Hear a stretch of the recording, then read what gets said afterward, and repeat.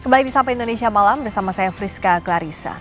Tersangka dugaan fitnah ijazah Jokowi, Tifauzia Tiasuma atau Dr. Tifa mengaku siap menghadapi sidang perdana yang akan digelar di Pengadilan Negeri Jakarta Timur pada tanggal 2 Juli mendatang. Menghadapi babak baru ini, Dr. Tifa mengaku mendapat semangat baru dengan tambahan bantuan hukum dari LBH Muhammadiyah. Berdasarkan sistem informasi penelusuran perkara PN Jakarta Timur, perkara Roy Suryo dan Tifa terdaftar dengan 2 nomor perkara berbeda. Sidang Dr. Tifa rencananya akan digelar tanggal 2 Juli. Sementara Roy Suryo masih menunggu hasil putusan pra-peradilan yang diajukan ke Pengadilan Negeri Jakarta Selatan. Kepada Jaksa Agung, kepada Bang Das juga, mereka berteriak akan membakar, menghancam. Insya Allah kami siap untuk menghadapi sidang bersama dengan teman-teman yang sudah bergabung, bahwa tim ini adalah tetap merupakan tim pembela Dr. Tifa dari sejak awal kasus ini, yang nanti akan membersamai saya dalam perjuangan di persidangan yang akan berlangsung dalam waktu yang cukup dekat. Pada Jumat 19 Juni lalu, saat Roy Suryo dan Dr. Tifa, 2 tersangka kasus tudingan ijazah palsu Jokowi merespons bahwa akan mengikuti seluruh prosesnya. Jokowi juga menyatakan akan hadir ke persidangan serta menunjukkan ijazah asli.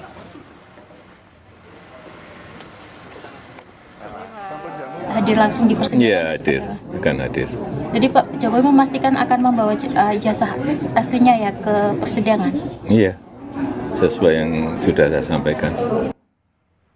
Dr. Tifa memilih jalur hukum yang berbeda dengan Roy Suryo dalam kasus ijazah Jokowi.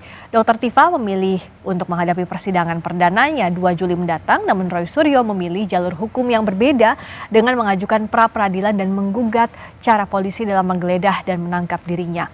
Apakah perbedaan jalan ini malah akan merugikan mereka dalam hukum pidana atau malah jadi strategi untuk lolos dari jerat hukum?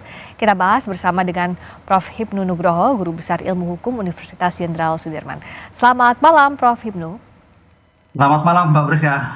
Terima kasih sudah hadir. Prof, kita sudah masuk babak baru nih ya dalam kasus tudingan fitnah ijazah Jokowi. Nah, dalam kasus ini ada 2 jalur berbeda yang ditempuh oleh Roy Suryo dan Tifauzia Tiasuma. Apa implikasi hukumnya?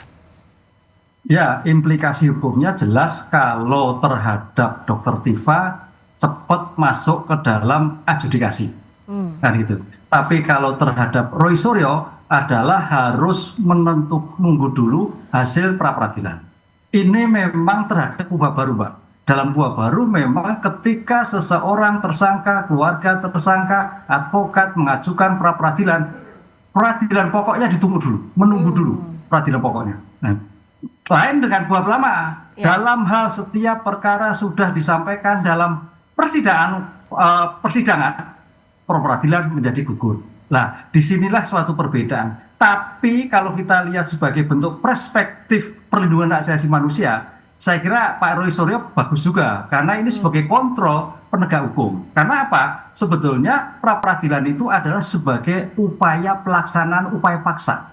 Apa itu upaya paksa? Adalah tentang penangkapan, penahanan, penggeledahan, penyitaan, penyadapan, pemblokiran. Sampai sekarang ada 9, Mbak. Belum lagi pra-peradilan di luar upaya paksa, ada 4. Jadi yang tadinya menjadi 4, menjadi 5, 9, sekarang menjadi 14. Nah, inilah yang semangat ubah baru 2025 itu memberikan hak kepada tersangka, keluarga tersangka, atau advokatnya untuk mengkontrol dalam pelaksanaan upaya paksa. Nah, yang diminta Pak Roy itu pelaksanaan terhadap penangkapan. Nah, ini pertanyaan itu penangkapan atau itu upaya paksa? Nah, itu kan nanti perdebatan di dalam pra-peradilan. Tapi mau tidak mau memang menunggu dulu dalam kasus terhadap Pak Roy. Dan jadi artinya kan kalau sekarang di KUHP baru pra-peradilan dulu baru nanti masuk pokok perkaranya. Nah, dalam pra-peradilan ini apa yang membedakan pembuktiannya dibandingkan dengan nanti pada pembahasan soal pokok perkara? Prof. Hipnu, tolong dijelaskan untuk publik. Ya, gini Mbak, dalam pra-peradilan itu sebetulnya masih investigasi OSJAS, belum eksaminasi OSJAS. Jadi masih sejauh mana penegak hukum, apakah itu kejaksaan, apakah itu kepolisian atau KPK, dalam melakukan upaya paksa itu dengan syarat-syarat formal. dengan ketentuan yang sudah ada. Jadi tidak asal comot, asal paksa dan sebagainya. Itu perlindungannya di situ. Lah, disitulah yang dilakukan nanti terhadap pra peradilan ini adalah sejauh mana pra peradilan yang dilakukan oleh Polda itu sudah ada surat-suratnya. Ya. Terhadap perkara apa?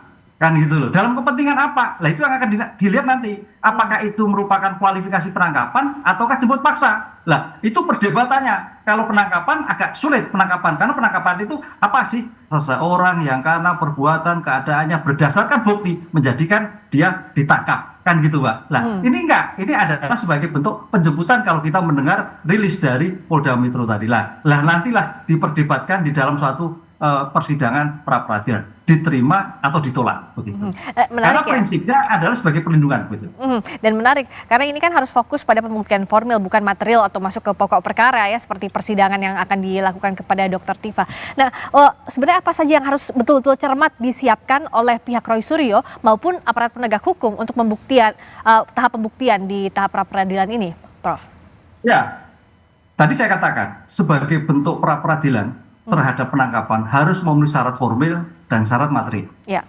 Apa itu syarat formil? Syarat formil adalah terhadap surat penangkapan. Nah, ini pertanyaan apakah penangkapan atau jemput paksa. Kemudian syarat material adalah tentang bukti. Jadi bukti, kalau bukti saya kira sudah tidak permasalahan karena memang tidak diajukan. Bukti yang diajukan adalah bukti 2, cukup. Bukti yang relevan. Nah, itu yang nanti sampaikan karena perkara ini kan sudah P21, Mbak. P21 apalagi sudah dilimpahkan. Jadi kalau sudah bukti firm tetap penetapan tersangka. Jadi yang hanya dimintakan kalau menurut prediksi saya Pak Roy Suryo itu adalah bagaimana bahwa tindakan Polda adalah keliru terhadap penangkapan. Nah, disitulah yang nanti akan suatu perdebatan tentang suatu syarat formil dan syarat material tadi. Yang agak sulit adalah Polda kayaknya syarat formil, Pak. Karena ini penangkapan atau jemput paksa. Nah, itu.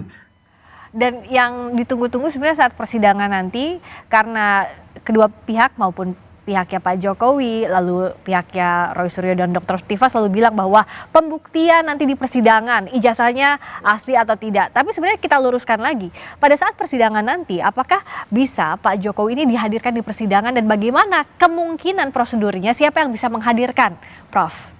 Ya, dalam suatu peradilan yang baik, due process of law adalah mendengar terdakwa. Ini prinsip hukum. Prinsip hukum. Kenapa pelapor harus hadir? Karena untuk mendengar apa yang dipermasalahkan, apa yang menjadikan kecurigaan, apa yang menjadi dirugikan. Ini prinsip. Karena beberapa putusan-putusan ketika seorang pelapor pengadu tidak hadir, maka perkara tidak dilanjutkan. Bukan tidak dilanjutkan. Kan gitu, Pak. Lain dengan perkara-perkara tidak pidana ketentuan umum, karena ini delik aduan. Delik aduan itu yang mengadu harus hadir. Kan, oleh karena itu dalam seperti ini nanti majelis hakim wajib memanggil hadir terhadap pelapor atau pengadu Pak Jokowi. Ketika tidak dihadirkan, tidak hadir, ya perkara dihentikan. Karena prinsipnya tadi, suatu peradilan yang baik adalah mendengar terdakwa. Ada asas keseimbangan, ada pembuktian. Itulah yang sekarang dikumandangkan dalam suatu penyelesaian peradilan, ada equal kesamaan di dalam suatu persidangan. Kalau kasusnya ini dugaan fitnah terhadap ijazahnya Pak Jokowi, apakah nanti pada pembuktian di persidangan yang awal akan dibuktikan adalah ijazah itu palsu atau asli? Begitu atau tidak, Prof? Kalau kita melihat pasal 434 terhadap fitnah, dalam hal terhadap fitnah harus dibuktikan fitnahnya dulu terhadap sesuatu apa. Dengan demikian, kalau kita melihat suatu due process of law, maka majelis hakim harus memberikan kesempatan kepada terlapor, terdakwa untuk membuktikan ijazahnya itu asli atau tidak. Baru nanti negara juga membuktikan oleh penuntut umum. Lah di situ udah equal.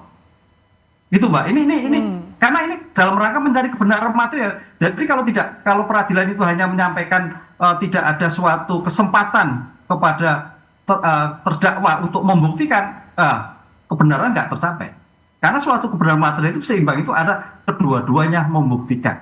Baik dari sebagai acat maupun adecat. Baik saksi forensik maupun saksi-saksi yang ada di dalam BAP sebelumnya. Begitu. Nah, ini bukankah jadi tantangan lebih untuk terdakwa pada saat nantinya membuktikan terbalik kalau mereka masih yakin bahwa ijazah Pak Jokowi itu tidak asli? Artinya kan pembuktiannya akan lebih berat pada terdakwa. Ya, ya harus terdakwa harus membuktikan karena selama ini kan kalau kita lihat kan Pak Jokowi, pemerintah dalam ini Polda sudah asli hasilnya. Forensik asli kan gitu Mbak. Ya. Sekarang pertanyaan keaslian itu seperti apa dalam versi terdakwa kan gitu. Disitulah Mbak namanya nanti uji forensik itu saya menentukan. Uji forensik menentukan apa sih forensik? Forensik adalah ilmu pembantu untuk membantu dalam penegakan hukum. Karena di situ nanti hakimnya orang hukum, jaksanya orang hukum, penasihat hukum. Disitulah peran ahli-ahli forensik untuk melihat kertasnya, untuk melihat tanda tangannya, untuk melihat stempelnya, kualitas kertasnya, fotonya, kumisnya, dan sebagainya. Itu yang saya kira nanti akan dilihat. Nah, hakim tidak melihat. Nah, disinilah nanti Mbak, dalam peradilan ini, menurut UHA baru, hakim diberikan keluasan untuk melihat suatu proses persidangan. Jadi tidak hanya bukti aja, tapi dari awal sampai akhir. Ini yang menjadikan suatu kemajuan baru di dalam suatu paradigma persidangan pidana kita bahwa majelis hakim memberikan pengamatan baik awal maupun akhir. Ini yang saya kira mudah-mudahan memberikan suatu putusan yang baik terhadap kasus ini. Adu bukti nanti sudah terbayang pasti akan alot dan jadi bahan diskusi panjang lagi kita berikutnya, termasuk keterangan Pak Jokowi di muka sidang ini yang ditunggu-tunggu oleh publik. Terima kasih Prof. Hipnu Nugroho, Guru Besar Ilmu Hukum Universitas Jenderal Sudirman. Terima kasih, selamat malam Prof.